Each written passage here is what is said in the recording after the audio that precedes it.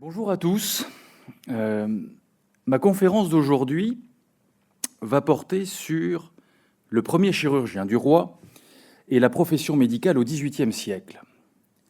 Alors pourquoi me direz-vous le XVIIIe siècle? Eh bien tout simplement parce que la montée en puissance de la chirurgie face à la médecine est une donnée des premiers temps du règne de Louis XV.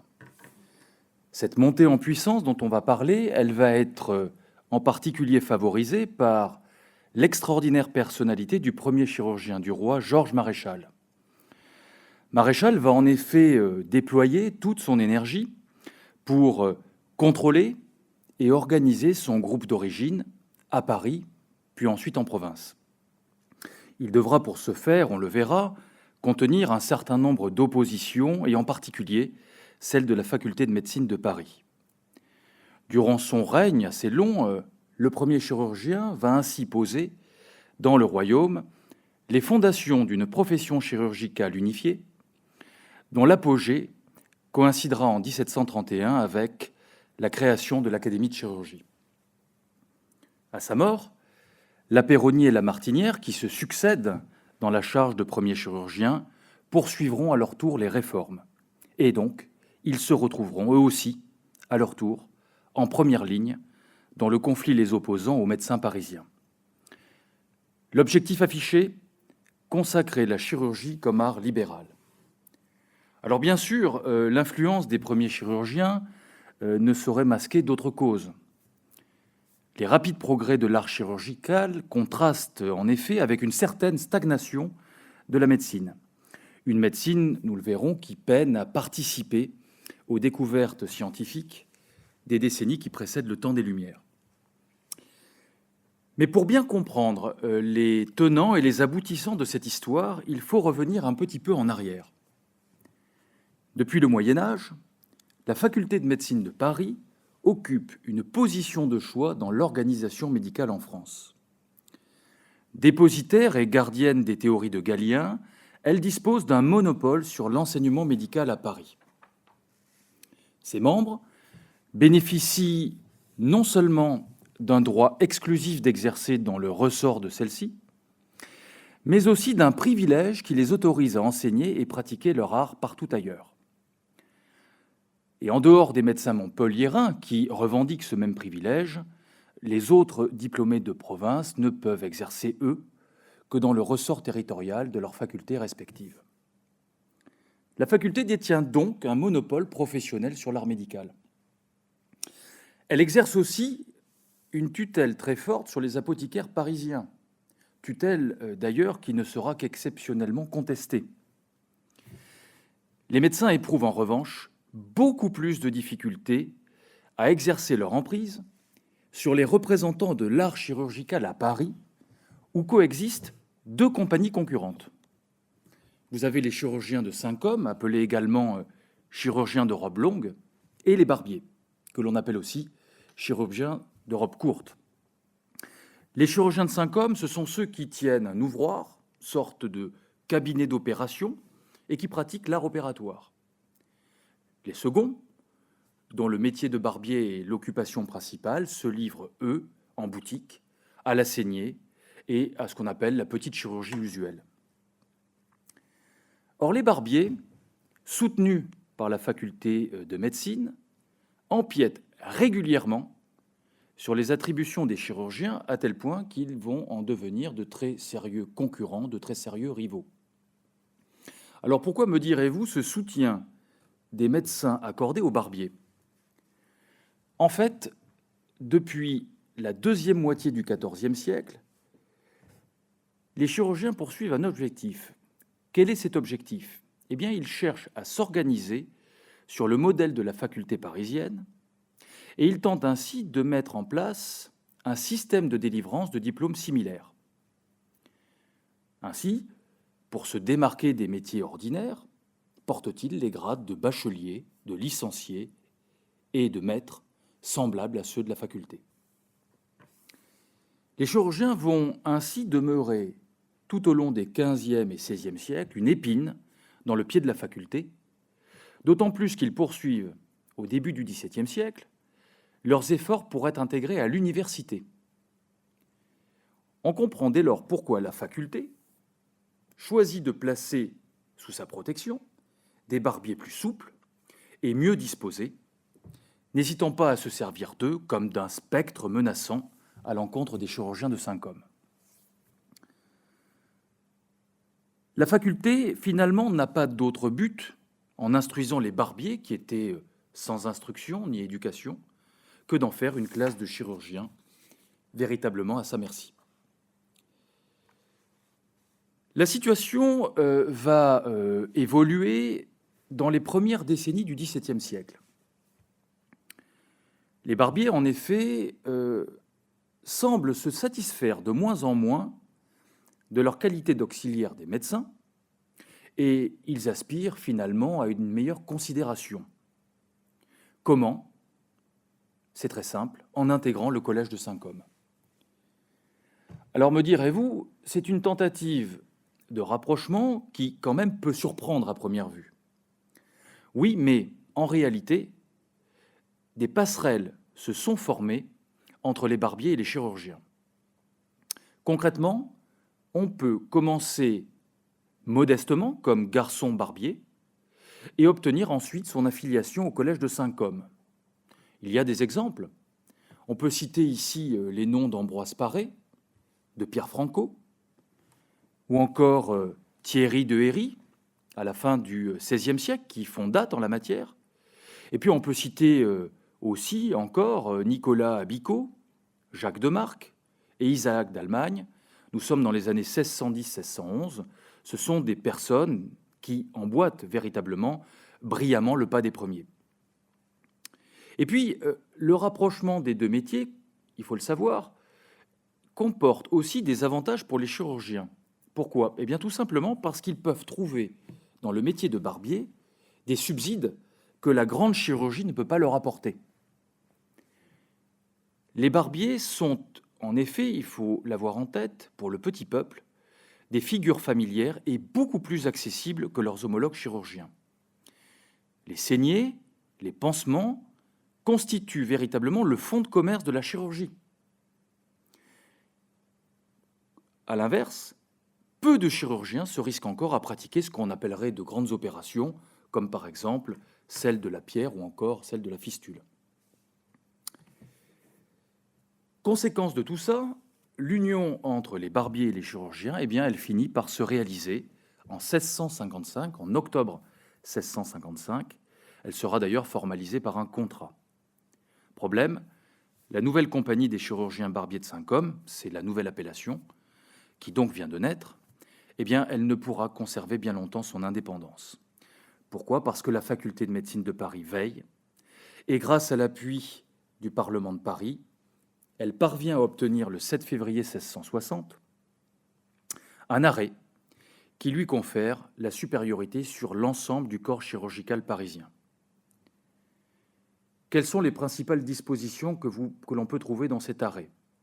Tout d'abord, les chirurgiens se voient interdire le qualificatif de collège. Ils sont désormais les subordonnés de la faculté, réduits au statut de maître artisan, tandis qu'on leur interdit de donner des cours publics. Enfin, et c'est peut-être le pire pour les chirurgiens, ce sont les statuts des barbiers de 1634 qui sont appelés à régir la nouvelle communauté. Très concrètement, les chirurgiens sont donc absorbés par le corps des barbiers. Au final, les chirurgiens de 5 hommes, ils ont non seulement échoué à former une compagnie indépendante des médecins, mais ils sont désormais réduits à un état de servitude encore jamais connu. En réalité, ici, l'indépendance de la chirurgie, elle ne sera pas l'œuvre du corps des chirurgiens lui-même. Elle sera assurée par l'action personnelle d'un personnage dont l'autorité s'affirme progressivement. Il s'agit du premier chirurgien du roi. Certes, à l'époque à laquelle je parle, ce premier chirurgien ne jouit pas encore des mêmes honneurs que ceux du premier médecin du roi, à qui il est subordonné au sein de la maison médicale. Pour autant, son prestige grandit. Et il grandit notamment grâce au succès de l'opération de la célèbre fistule anale de 1686, qui va permettre au premier chirurgien Félix d'apparaître au premier plan. Le premier chirurgien, Félix donc, va tout d'abord revendiquer une juridiction à Paris. Depuis l'arrêt du Parlement de 1660, l'arrêt du Parlement de Paris, on vient de le voir, la communauté des chirurgiens barbiers de Saint-Côme est régie par les statuts des barbiers de 1634. Or, je dirais finalement très vite et sans grande surprise, ce sont des statuts qui vont se révéler complètement inadaptés à régir la nouvelle communauté. Justement, Félix, grâce bien sûr à sa situation privilégiée auprès du roi, intervient pour tenter de doter les chirurgiens parisiens de statuts rénovés. Ce sont les statuts de 1699 qui placent désormais tous les praticiens s'occupant de chirurgie à Paris sous l'autorité du premier médecin. La faculté de Paris est cette fois-ci mise en échec. Donc la première étape a concerné Paris. Mais qu'en est-il de la province? Il faut savoir que par tradition, les communautés de chirurgiens du royaume s'administrent indépendamment les unes des autres. Mais en 1677, au mois de juin 1677, Félix, toujours bien sûr fort de la faveur du roi, parvient à obtenir un arrêt du Conseil d'État, qui va lui permettre de nommer des lieutenants qui seront chargés d'examiner et de recevoir les aspirants chirurgiens dans les communautés. En réalité, il faut bien le dire ici et le préciser, ces lieutenants sont surtout là pour s'assurer que le premier chirurgien reçoive un pourcentage sur les droits de réception. C'est donc un privilège qui va demeurer avant tout fiscal, qui ça ne sera jamais transformé en outil administratif. Pour autant, aurais-je envie de dire, le premier chirurgien ne pourra jouir très longtemps de cette prérogative.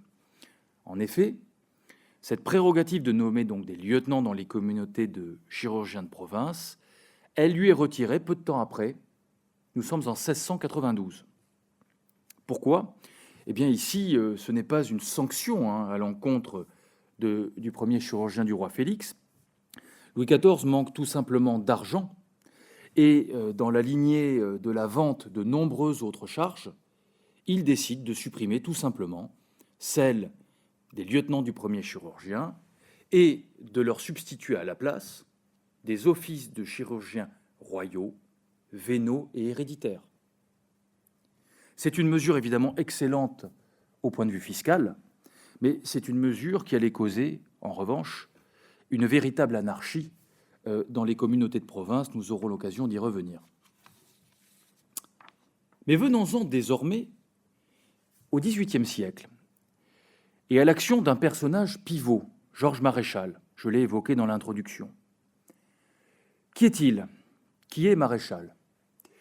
Maréchal, c'est un homo novus. Simple barbier chirurgien à ses débuts, puis garçon chirurgien à l'hôpital de la Charité. Il est reçu maître chirurgien en 1688, date à laquelle il ouvre une boutique à Paris, rue Jacob. 4 ans plus tard, il est nommé chirurgien en chef de l'hôpital de la Charité. Sa réputation grandit et on l'appelle de plus en plus en consultation avec les principaux opérateurs de Paris et de la cour. Et c'est ainsi que, c'est une date importante dans son ascension, en 1692, il opère avec succès de la taille le duc de Gramont.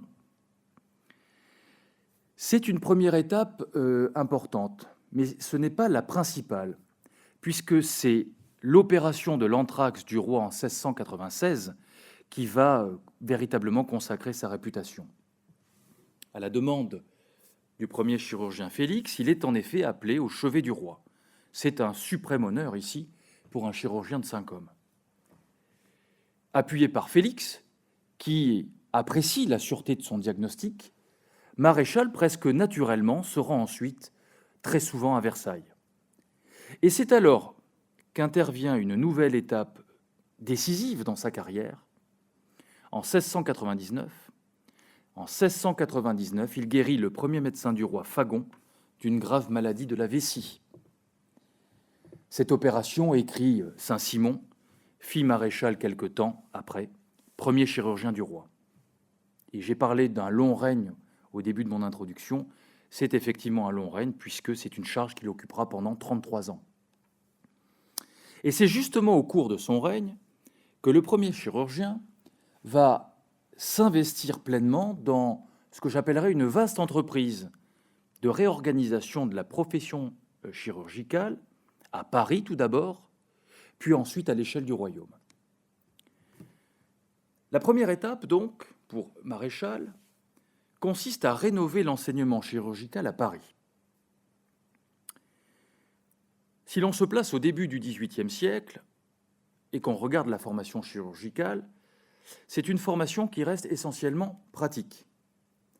Les aspirants chirurgiens sont formés dans les boutiques des maîtres et ils ne suivent aucun enseignement théorique.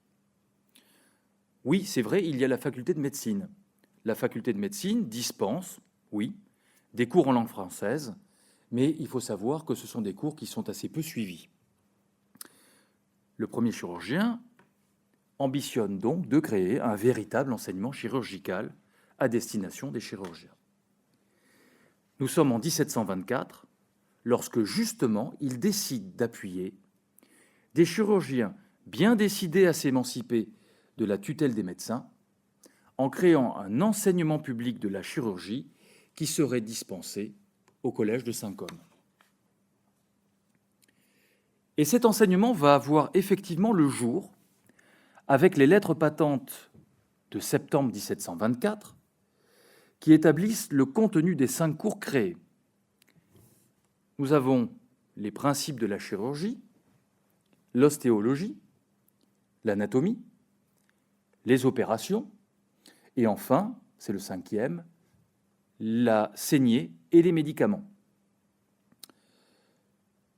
Alors cette création de cours publics à Saint-Côme, c'est une création qui va soulever immédiatement les protestations de la faculté de médecine, une faculté de médecine qui craint là tout simplement de perdre le monopole absolu qu'elle revendique sur l'art de guérir. Elle n'est pas toute seule, cette faculté de médecine de Paris. Elle est en effet appuyée dans son combat par le recteur de l'université qui pointe du doigt l'incapacité des chirurgiens à enseigner publiquement, puisque seuls les docteurs régents disposent de cette prérogative. L'objectif du doyen de la faculté de médecine, comme celui du recteur, est très clair: maintenir les chirurgiens dans une position de subordonnés dociles des médecins. Alors le premier chirurgien, Maréchal, est bien sûr soutenu par le roi, mais pour autant il doit faire preuve de diplomatie. La polémique bat son plein et, il faut bien le dire, l'issue de la querelle paraît encore incertaine. En outre, il y a quelque chose qui inquiète Maréchal. Le premier chirurgien s'inquiète car les médecins parisiens envisagent, pour emporter la décision, de solliciter l'appui du premier médecin du roi, Dodart, et d'Helvétius, qui est médecin du roi, mais 2 personnages qui sont tous deux surtout diplômés de la faculté de médecine de Paris. Maréchal est un praticien réputé, mais c'est aussi un fin politique. Et donc, il estime le moment venu de parlementer avec le doyen de la faculté et de faire certaines concessions nécessaires. Des concessions nécessaires pour garantir la pérennité des démonstrations de Saint-Côme. Et donc, il va faire des propositions. Principale de ces propositions, que les démonstrations réalisées par les chirurgiens dans l'amphithéâtre soient présidées par un médecin de la faculté de Paris. Alors bien sûr, les médecins parisiens écoutent d'une oreille attentive les propositions de Maréchal. Cette entente, elle leur permettrait non seulement de reprendre un ascendant sur les chirurgiens, mais surtout, et peut-être également, d'éviter les aléas d'un long procès. Et le roi va rendre donc un arrêt, un nouvel arrêt, c'est un arrêt du Conseil d'État du 4 décembre 1725. C'est un arrêt qui confirme ici l'établissement de démonstrateurs à 5 hommes, je cite, « sans rien changer ni innover au droit de la faculté ». Mais attention, l'arrêt, et c'est important, renvoie au Parlement, je cite, « les demandes produites par les deux parties à l'occasion de cette fondation ». Qu'est-ce que cela signifie? Eh bien, cela signifie que si les privilèges de la faculté sont confirmés, le renvoi de l'affaire devant le Parlement place à nouveau les médecins dans une situation très incertaine. Et ça, bien évidemment, Maréchal le sait parfaitement. Il est même très confiant. Et fort de cet arrêt rendu par le roi, il décide de tomber le masque en avisant Helvétius de son intention de se conformer, dit-il, à la volonté du roi, c'est-à-dire laisser le Parlement se prononcer sur la nécessité ou non de la présence d'un médecin de la faculté pendant les démonstrations. La faculté se sent évidemment désormais peu soutenue. Elle reçoit une lettre d'Helvétius peu rassurante, et elle semble pour la première fois résignée, du fait justement de ce manque de soutien. Et les 5 démonstrateurs, donc, enseignent, sans qu'aucun incident majeur ne soit à signaler. D'ailleurs, les démonstrations anatomiques, il faut le dire ici, rencontrent même un certain succès. On a un certain nombre de témoignages qui le montrent. J'en citerai un, le témoignage laissé par le jeune médecin suisse Albrecht Haller, qui visite l'école de chirurgie en septembre 1727 et qui constate la présence, au cours de Jean-Louis Petit, de plusieurs centaines de chirurgiens, ce qui montre le succès, effectivement, de ces démonstrations. Deuxième étape pour Maréchal, après Paris, restaurer l'autorité du premier chirurgien en province. Effectivement, en parallèle de son action à Paris, Maréchal se tourne vers la province. Son objectif, il est somme toute assez simple, récupérer l'ensemble des prérogatives du premier chirurgien sur la chirurgie dans le royaume. Pour rappel, on l'a vu tout à l'heure, l'établissement des chirurgiens royaux en février 1692 avait produit de très mauvais résultats, généré de très nombreux abus. Pourquoi? Tout simplement parce que beaucoup ne connaissaient la chirurgie que par le titre dont ils étaient devenus héritiers, puisque, je vous rappelle, il s'agissait là de charges vénales et héréditaires. Ce qui, d'ailleurs, était quelque chose, finalement, d'assez commun sous l'Ancien Régime. Pour Maréchal, il est donc urgent, désormais, de donner aux chirurgiens de province une réglementation uniforme et qui soit véritablement adaptée au progrès de l'art chirurgical. Maréchal, il a toutes les raisons d'être optimiste. Pourquoi? Parce qu'il bénéficie de l'oreille attentive du régent Philippe d'Orléans.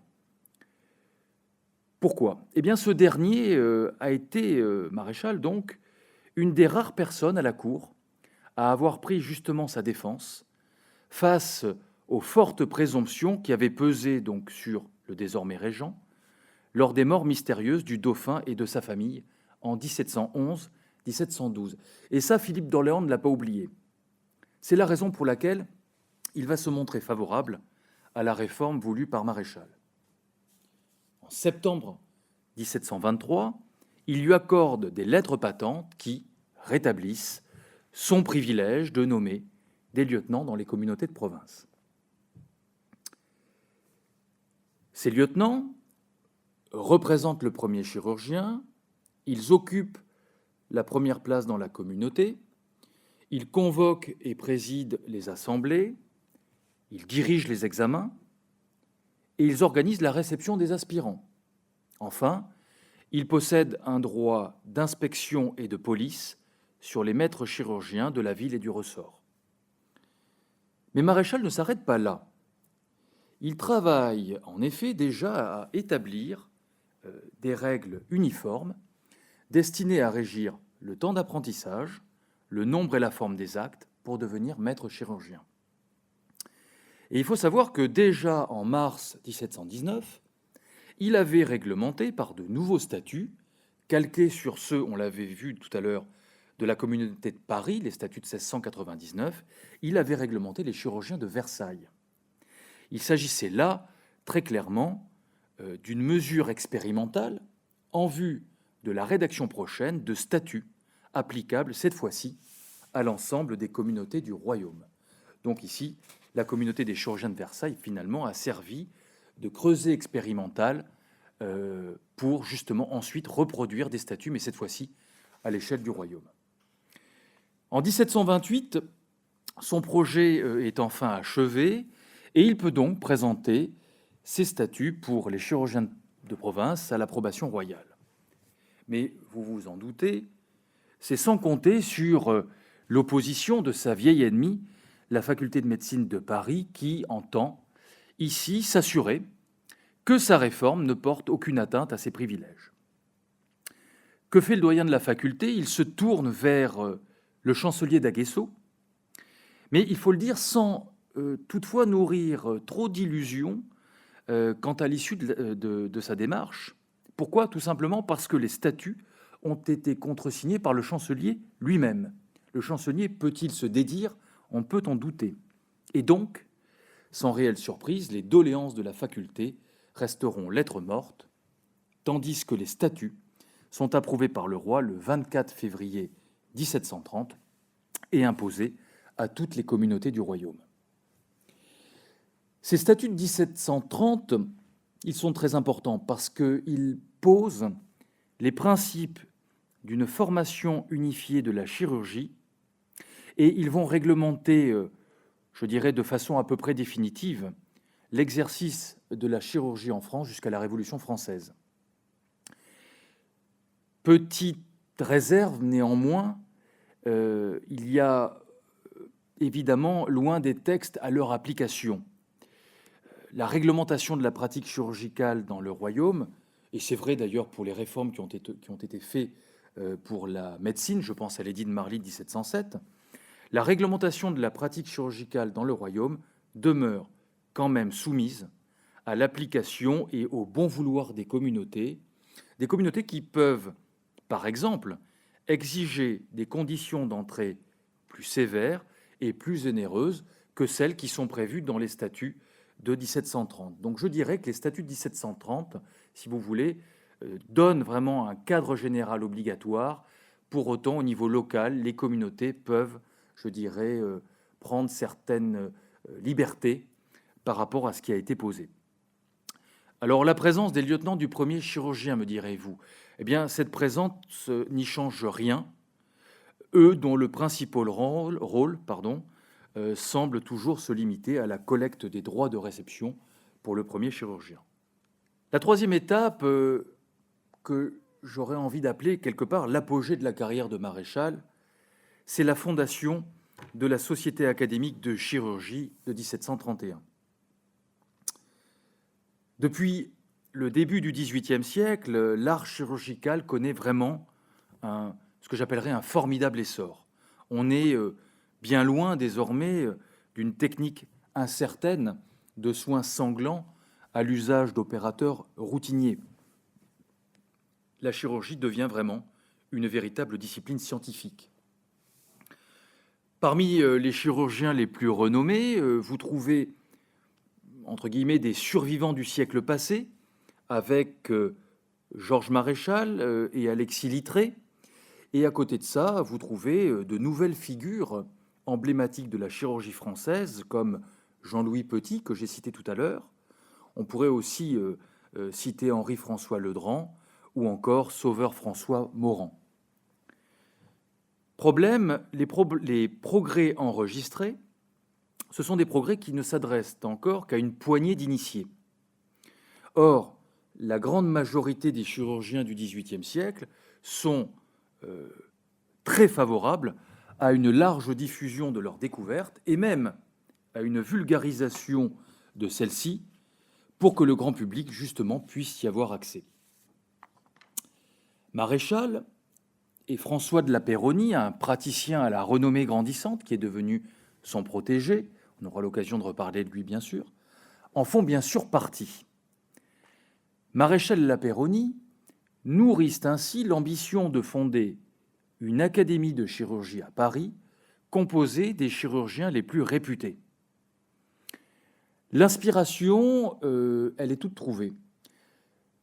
C'est le modèle de l'Académie des sciences créée en 1666. Et donc, inspiré du modèle de l'Académie des sciences créée en 1666, cette nouvelle institution aurait pour finalité d'inventorier les découvertes, de les discuter et surtout de les diffuser. Aussitôt achevé, le projet de règlement est présenté et approuvé par le roi. L'institution voit le jour en 1731, tandis que Maréchal en préside la première séance le 18 décembre de la même année.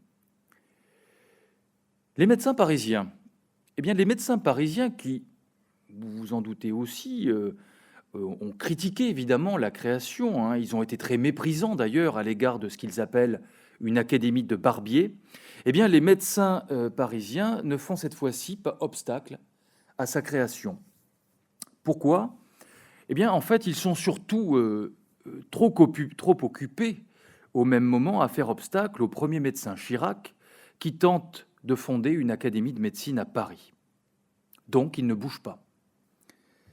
Cette société académique, qui est donc créée en 1731, c'est une société qui va jouir rapidement d'un certain prestige lorsque Maréchal, vieillissant, se retire pour laisser définitivement la place à Lapeyronie. Lapeyronie, qui à son tour, on va le voir, ne va pas ménager son énergie pour en faire une institution scientifique de premier plan. Maréchal, je viens de le dire, se retire. Quelles vont être désormais les réalisations de ses successeurs ? Des successeurs qui seront véritablement des premiers chirurgiens réformistes. Alors, à la mort de Maréchal en décembre 1736, les réformes, on vient de le voir, sont très bien engagées. Pour autant, les chirurgiens ne forment pas encore un corps analogue à celui des médecins. Lapeyronie, nouveau premier chirurgien, et, vous vous en doutez ici, déterminé à poursuivre l'œuvre d'émancipation de la chirurgie qui a été patiemment menée par son prédécesseur et à laquelle il a contribué. Entre-temps, Lapeyronie, c'est quelqu'un qui est devenu une personnalité scientifique de premier plan. Ses travaux sont salués par des personnalités reconnues du monde scientifique, comme par exemple Grandjean de Fouchy, secrétaire de l'Académie des sciences. Et Lapeyronie, fort de son crédit auprès du roi, obtient, le 23 avril 1743, une déclaration royale qui non seulement confirme la création des démonstrateurs royaux établis en 1724, mais élève la chirurgie au rang d'art libéral. Cette déclaration de 1743 annule effectivement le contrat d'union dont j'ai parlé dans l'introduction, du 1er octobre 1655, qui liait l'art de la chirurgie au métier de barbier. Conséquence, les chirurgiens sont définitivement séparés des barbiers. Cette séparation, elle est symbolisée par l'obligation pour les aspirants chirurgiens d'obtenir désormais, à l'instar des étudiants en médecine, le diplôme de maîtresse art, garant d'un niveau de connaissance en latin, mais aussi en philosophie. Enfin, la déclaration de 1743 confirme également les prérogatives du premier chirurgien, ainsi que celles de son lieutenant à l'égard des communautés des chirurgiens de province. Et donc, grâce à l'action décisive de Lapeyronie et à la volonté du roi, le chirurgien exerce désormais, comme le médecin, un art libéral. Cette réforme royale constitue donc pour ce dernier, débarrassé des oripeaux du barbier, une véritable élévation sociale. Mais le premier chirurgien n'entend pas s'arrêter à ce premier succès. Après avoir affranchi les chirurgiens de la tutelle des médecins, il s'agit maintenant pour lui de leur donner une place et une reconnaissance équivalentes. Ces requêtes, elles tendent vers un objectif unique, la constitution des chirurgiens en une 5e faculté au sein de l'université. C'est intéressant parce que c'était déjà le vœu et le souhait des chirurgiens de Saint-Côme depuis le XVe siècle ici. Alors, les dispositions de la déclaration de 1743, bien sûr qu'elles avaient inquiété les médecins parisiens, mais alors là, les nouvelles revendications de la Peyronie et cette volonté d'affilier les chirurgiens à l'université provoquent leur réaction immédiate. Une réaction immédiate à l'égard de ceux qu'ils appellent avec mépris les aspirants latinistes. C'est le début d'une longue guerre des pamphlets. Dans l'esprit des médecins, les chirurgiens continuent de demeurer de simples exécutants. Ils sont d'ailleurs toujours soutenus par l'université, et soutenus par l'université, ils soulignent la dangerosité des changements envisagés par la réforme royale et les revendications du premier chirurgien. En 1724, nous l'avons vu, les médecins avaient axé leur attaque sur la formation approximative des chirurgiens. Sauf que la décision royale de 1743 de faire des chirurgiens des personnages instruits et égaux des médecins, c'est une décision qui oblige évidemment la faculté à modifier sa stratégie. Il s'agit désormais, pour eux, de démontrer, non sans une certaine ironie, les inconvénients pour le public de disposer de chirurgiens au savoir trop élevé.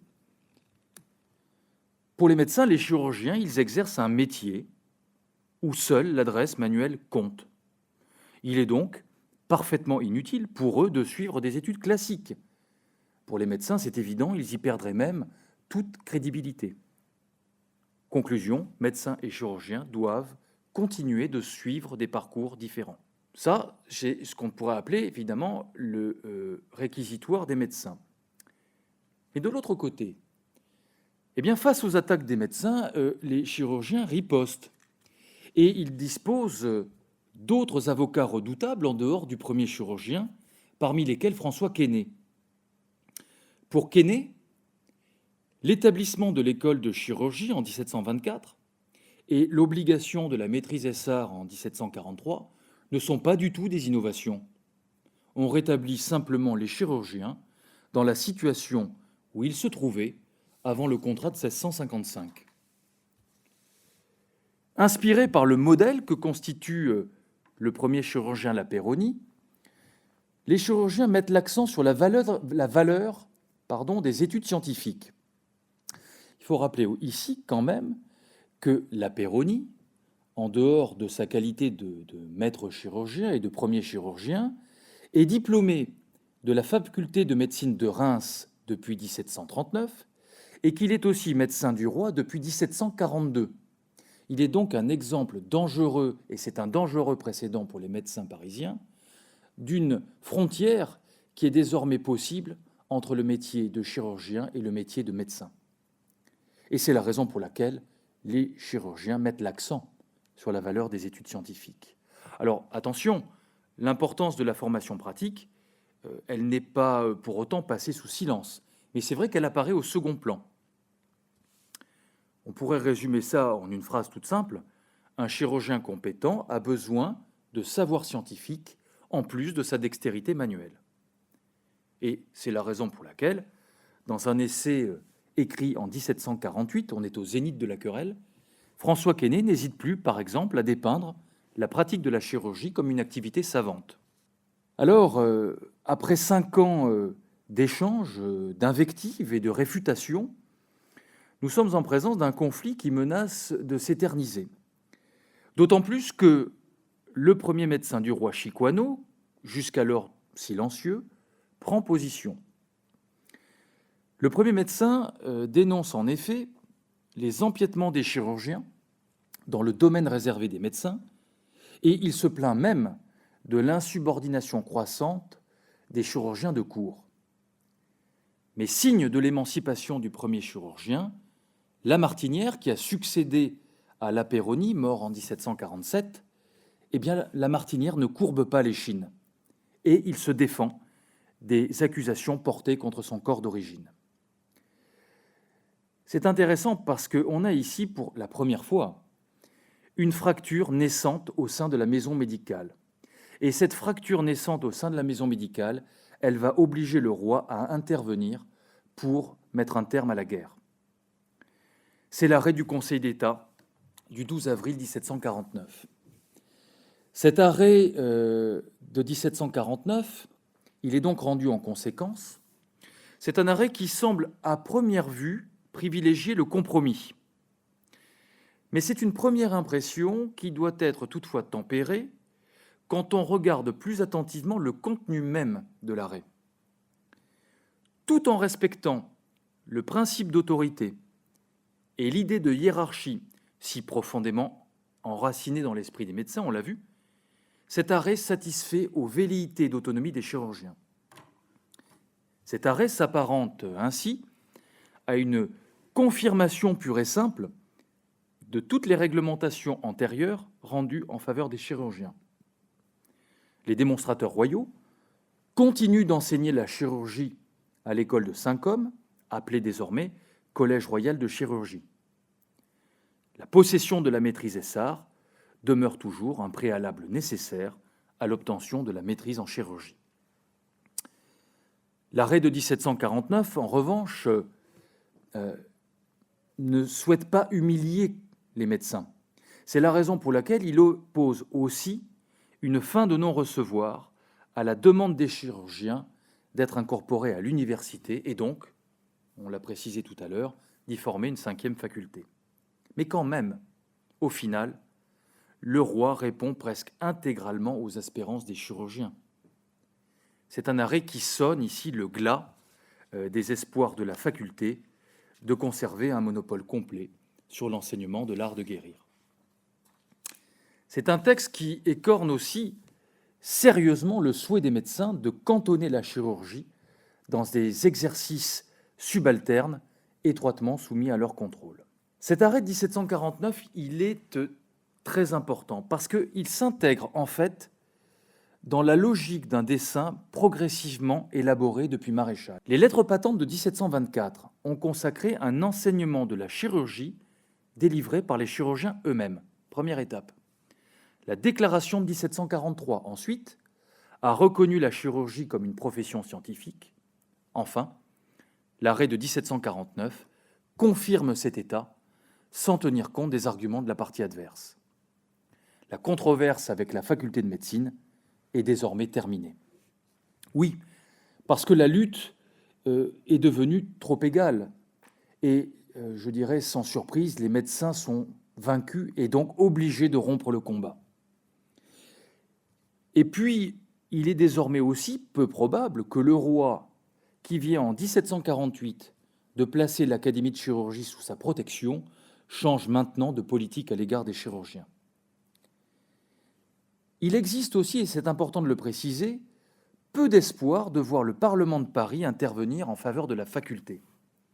C'est vrai, au XVIe et également au XVIIe siècle, les médecins ont pu bénéficier de ce solide appui pour contrer le soutien royal à l'égard des chirurgiens. Mais dans le second quart du XVIIIe siècle, il faut bien le dire, les atteintes aux privilèges de la faculté de Paris apparaissent bien secondaires, tandis que le roi et le Parlement sont à couteau tiré, notamment à propos des libertés de l'Église gallicane. En outre, à partir des années 1750, les chirurgiens bénéficient des tendances nouvelles fortement exprimées dans les écrits des philosophes et des encyclopédistes qui appellent, je cite, « à une réunion de tous en un même corps et sous un nom commun ».